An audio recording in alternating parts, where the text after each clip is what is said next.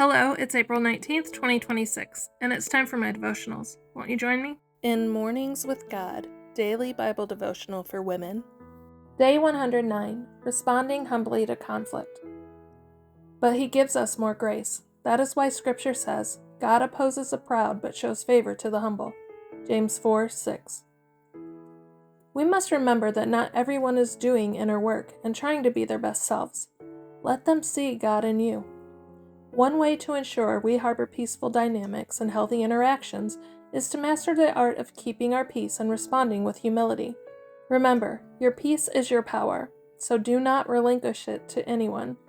You are more powerful than negativity. Choose peace and remain kind. In Keeping Hope Alive, Devotions for Strength in the Storm. Scary situations. You, God, are my God. Earnestly I seek you. I thirst for you. My whole being longs for you, in a dry and parched land where there is no water. Psalm 63:1. Pause. My prayer life deepened the first time I rode a bus leaving Nepal's Kathmandu Valley. It carried more passengers than seats inside, and the overflow sat on the roof. Each time the vehicle rounded a curve, I envisioned this top-heavy vehicle toppling down the mountainside. To say I was scared is a gross understatement. To say I sought God earnestly is no exaggeration. Scary situations aren't something we pursue, but sometimes we can't avoid them.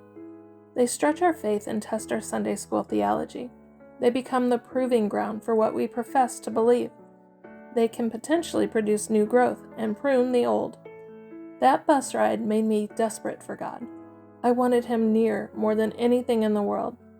Other faith-testing situations have come and gone since then, and they too have cast me on the Lord. My human nature would rather avoid such circumstances, but I'm learning that any experience that creates a desperation for God is an opportunity to know Him more intimately. Ponder. What situation has made you desperate for God? Pray. God, I pray not for an easy life, but for a deep life. Though my natural instinct is to wish for a life free from pain, trouble, and adversity, I am learning to welcome anything that makes me conscious of my need for Him. If prayer is birthed out of desperation, then anything that makes me desperate for God is a blessing. Nancy DeMoss Wolgemuth, The Quiet Place, Daily Devotional Readings. In Joy and Strength. April 19th. To do good and to communicate forget not, for such sacrifices God is well pleased. Hebrews 13:16. Freely ye have received, freely give. Matthew 10:8. Surely thou hast some work for me to do. O open thou mine eyes, to see how thou wouldst choose to have it done, and where it lies. Elizabeth Prentice. Then I saw that each kind compassion that man hath on his fellow Christians with charity, it is Christ in him. Mother Juliana.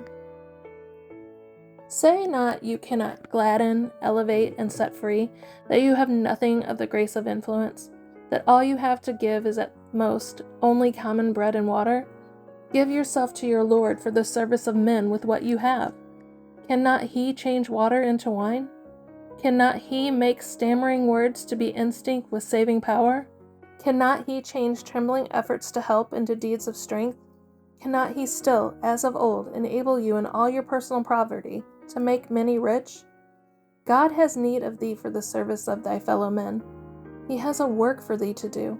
To find out what it is, and then to do it, is at once thy supremest duty and thy highest wisdom. Whatsoever He saith unto you, do it. George Body. Sometimes we get into scary situations or troubling ones, and you know that Christ is working in you when you are responding humbly to conflict.